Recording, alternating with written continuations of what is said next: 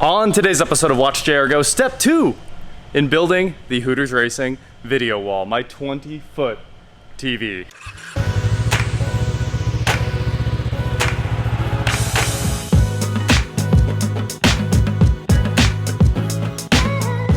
What is going on, guys? I am WatchJRGo, and today I am here with this massive video wall that's in boxes. And of course, it's going to take many hours just today to get it laid out and start building all the structure. So like I said, we're using Unistrut to build this gigantic structure that will hang this on the wall, and we'll need forklifts and scissor lifts in order to get this stuff up on the wall. It's a massive construction project. So there were a couple comments like, you didn't build it. Yeah, I know. So anyway, I did want to take a minute to talk about projectors and black levels. Like I said, I've got two projectors, two $55,000 projectors up there. I paid $200 each for those things, and it was the greatest deal of my life, and they work okay in here. You can see the image they project, but it's not good. It's actually very bad. Laser projectors don't fix this. Brightness doesn't fix this. The problem is light. And you guys remember, when I put in the lights in here, we did something amazing. We put in these massive high bay lights, 1.3 million candle power. That's what we have out of these lights. We talked about it when they went in, 1.3 million. Projectors cannot fight that kind of light. That's not what they do. Projectors are only meant to work in a controlled lighting environment. Fully dark theaters, blackout curtain living rooms, things like that. That's why they don't work outside. They look terrible under a full moon. It's like mediocre at best. And the reason is there's no black. The black you're seeing on screen can only be as dark as the brightest available light, the brightest available ambient light, right? So if there's a full moon and you're watching a movie outside of the projector, the darkest black is the brightness of the moon on the ground. So if you can see, then the image is washed out and not good. So in here, when I'm going to leave the TV literally with like sponsor logos and videos and doing whatever we want, you guys remember Casey Neistat playing The Godfather all the time, stuff like that. You have to be able to actually see that, and you need to be able to see it on video with all the lights on. That is the goal. That's our design goal here. It's not projectors. It's not to turn off the lights and watch movies. It's for a TV to work. Hopefully that explains why a projector is never a good option. That's why you would never see a projector outdoor. They're always LED walls. We're dealing with, you know, sunlight kind of levels of light in here. That's what I was going for. And we have to fight that off and try to have a good picture quality. A video wall is so much better of an option. And if it was outdoor, I mean, it was going to be an LED wall. That's because they have so much brightness and contrast. The TVs will get us like halfway there for 1/3 of the cost. I get it. When I was younger, I was always like, so dumb that you bought a big TV. You could have bought a projector. I literally walked around saying things like that when I was like an early on integrator in my AV and IT life. Now I realize how dumb I was. Let's put it together. To start with, I'm going to clear everything off, start taking the boxes off the TVs, and then cutting the sides of them out, because I need to completely cover the floor right over there with cardboard so I can lay them down. Oh, we got wire cutters. What do you think cuts these better? Knives, wire cutters? Wire cutters. The answer was, ooh, knives. You cannot beat me. I will try my best. The two last ones that are not opening? Yeah. Haha! I succeeded!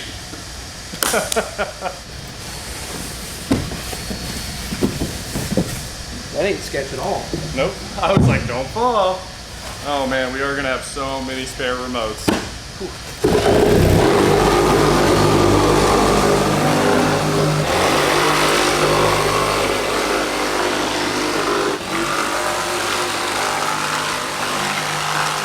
We found the best solution to cutting cardboard is the best solution to cutting cardboard. You want this over here, right? Yes, sir. And I have already hit the first snag, the first major snag. None of the mount hardware works. So, opening up the metric hardware box here from the Atom, we didn't end up using it. So these bolts should be M8 by something like this. M8125, yep, M8125. And they're just slightly too short. I actually think a 20 millimeter might be the move. 20 millimeter is only 3 threads in, so that is not enough for me. There we go, 25 with the mount. We'll need a washer and we will be absolutely bottomed out. Should be dead on for both of these. Let's check the top. Little secret, when you're building things, Atwood sells bolts, and they are 10.9 metric bolts by the pound. They sell all their bolts by the pound, even the SAE and grades. So you can just go grab like, I don't know, 5 handfuls. I need 50 of these things. I'm gonna go get that right now. It'll probably cost like $9. If I bought that somewhere else in individual packages, Ace Hardware, Lowe's, it would probably cost like $100 in Hillman fasteners at least. After the unexpected hardware store run, the first mount is on. And we're now using a lock washer with the included washer to make sure the spacing's perfect, and it's a lot more secure. So better than just Phillips screws on a single flat washer. We're moving right through the TV build. I've got the first 3 down bolted together. Now I do need to go get bolts and cone nuts that fit. Unfortunately, it's gonna have to be 1/4-20. I wanted it to be way bigger, but we're kind of stuck with 1/4-20. It's actually a lot smaller than I thought. I mean, yeah, it's on the floor, but it just doesn't look that big.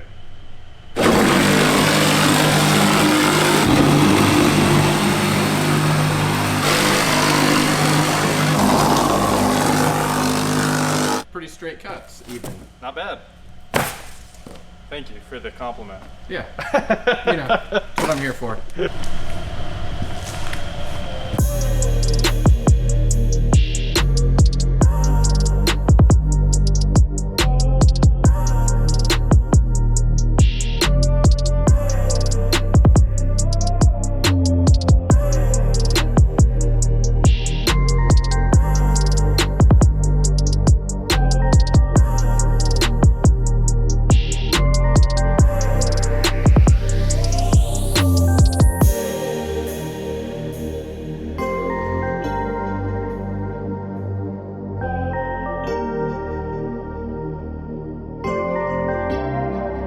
Now we have my new scissor lift, which was one of the things that we needed to actually install this. So we're gonna hop up here, start mounting the Unistrut, coming up with a plan on how we're gonna make this all work, and just go from there. So part 1 of the operation, we're gonna center a piece of Unistrut and face mount it on that girt there. So let's get to it.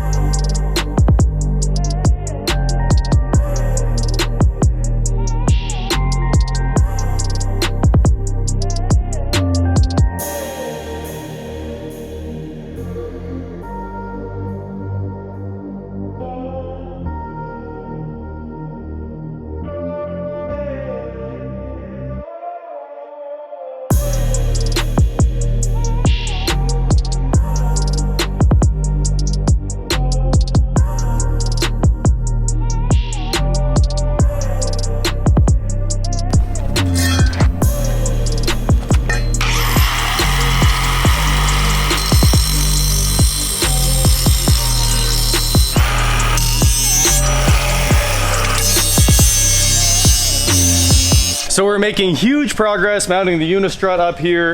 Yes, this is all mega overkill, but mega overkill is probably not enough for kind of the way this is going to be engineered. What we're doing is we're hanging this Unistrut on the face. It has half-inch bolts with lock washers on the back, flat washer, lock washer, red Loctite. It's not coming off.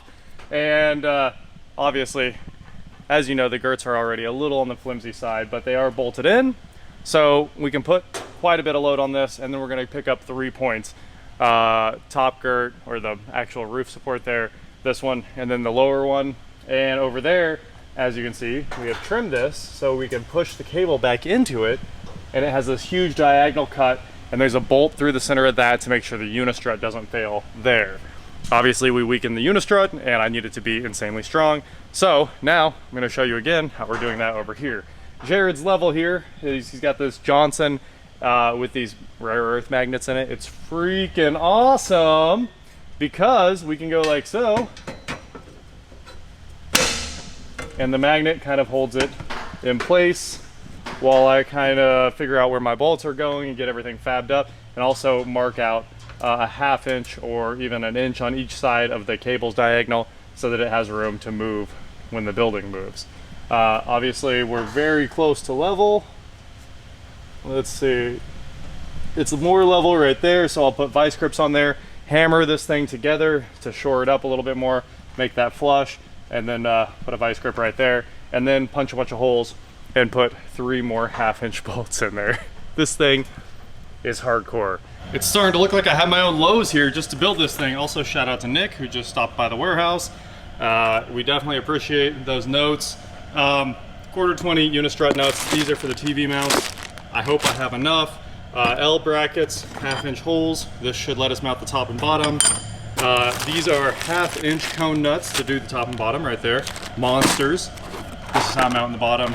If you don't agree with it, it's insanely strong. And we're gonna put fender washers, those right there on it. It'll work. I'm not really worried about whether people agree with it or not, because I know that the amount of 1/2-inch hardware we're using could hold up a small ship. And then these are Unistrut couplers, so we can make 14 or 15-foot pieces. All of the hardware is grade 8 and crazy heavy. Almost all red Loctite and lock washers. The thing is, there's no like really good way to engineer this without having to use like, a lot of times they build these video walls on extruded aluminum, but they can't build the extruded aluminum big enough to do something this size. They're for tiny little video walls with like 450 inches. We don't want that. We want scale, the biggest with the pixel density, right? So on the top Unistrut, obviously we didn't have measurements and we hadn't exactly laid everything out, but I thought 10 foot was gonna be enough. It wasn't, which is why we have our 2-foot extensions on each end, the 24 inchers. So on the bottom, we have 10 plus 4, which makes a lot more sense. There's only one split in the Unistrut. And let's hop up here and I'll show you what's going down. And we'll try to get you some video of this actually going together. So we've got the 1/2-inch L brackets with 1/2-inch hardware with the biggest self-tappers we could possibly buy. We're getting this knocked out very quickly. The one thing I do need to do is notch this piece of Unistrut. Oh, obviously I'm gonna add reinforcement because I need to put brackets here, here, and on each side of the cable there. And then we'll put in our diagonal cuts so that the cables can sit inside. And up at the top, you can see it sits inside very well. Tons of clearance. So we're getting it, we're getting it. I had to do something with the cables and I didn't want to move them because they do need to sit opposite in the building.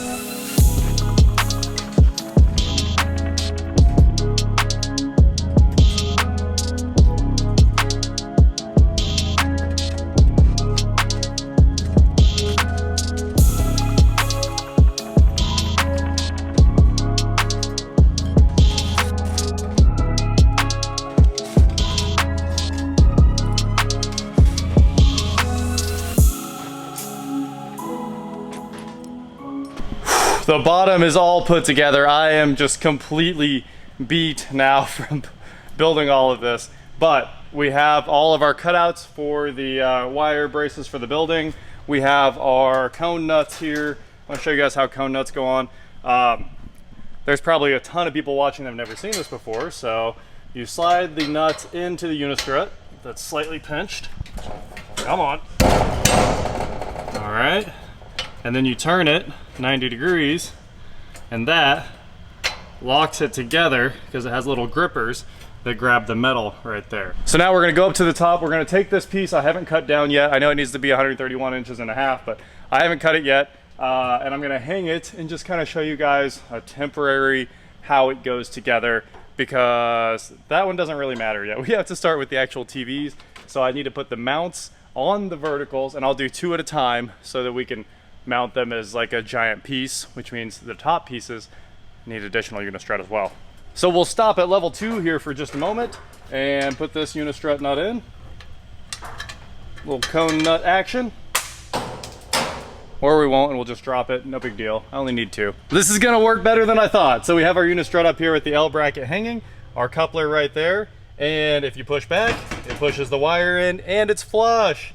Perfect. So that's gonna get trimmed out. The bottom foot there will get chopped off and it'll all be flush. It'll look very nice.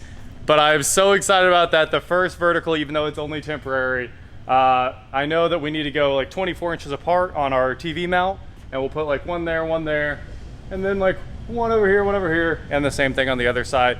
You get it. It'll hold 9 TVs in the grid as soon as we're ready. And then of course the TVs themselves are held on by cone nuts so we can move them up and down in our horizontal plane again, kind of. If you understand what I'm saying, they'll move vertically, but so we can get all the TVs perfectly aligned, and as long as the Unistrut's all parallel to each other, we'll be good to go. So That's about all I can do by myself. I need another person so we can lift up 2 of those monsters at a time. They're very heavy. And we're gonna have to use the TV mounts to center them, and we'll level one mount, and it's a whole tricky thing, but it does let us kind of freehand this together without having any crazy custom metal structure pre-built. The last fun part of this job is we're gonna have to put our 2 verticals together and then go figure out that top piece of Unistrut that needs an L bracket and all that good stuff, and then shoot in a new slim Unistrut into the ceiling so it's supported by 2 of the purlins, and it's gonna work out very well. I think it'll be crazy strong. Even right now, like you can tell that one piece is crazy strong. So I'm pretty happy with where we're at right now. It looks like I did nothing, but that was a full day's work. So that is it for today, guys. Thank you so much for watching. Don't forget to head on over to shop, WatchJRGo.com, where you get cool shirts, not like this. And please like, share, subscribe, do whatever you want to do. And I will talk to you next time. I don't know why everyone's hating on my barrel workbench. First, the screws can't fall off, which was incredible. And second, this is not just like some random 55-gallon drum. This is a wildly expensive SEMA booth that I love to death. I want to work on my barrel. And it has a top. It has literally a custom built top. That is like the coolest thing in the world.